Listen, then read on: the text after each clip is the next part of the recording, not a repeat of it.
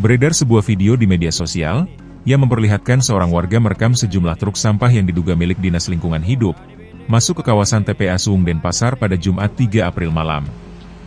Video tersebut sempat menimbulkan pertanyaan di masyarakat terkait pengelolaan sampah di lokasi tersebut. Kepala Dinas Kehutanan dan Lingkungan Hidup Provinsi Bali, Imade Dwi Arbani memberikan penjelasan terkait rekaman video ini. Ia mengatakan berdasarkan hasil penelusuran, armada yang terekam memang merupakan truk pengangkut sampah milik pemerintah kota Denpasar. Namun truk tersebut tidak menuju zona pembuangan utama di TPA Suwung. Menurutnya truk tersebut menuju TPST Tahura yang berada di sebelah barat TPA, untuk dilakukan pengolahan lebih lanjut di sana. Lebih lanjut Arbani memastikan, bahwa penegakan aturan pengelolaan sampah di TPA Suwung hingga saat ini tetap berjalan sesuai prosedur. Ketut Winata, Balipost.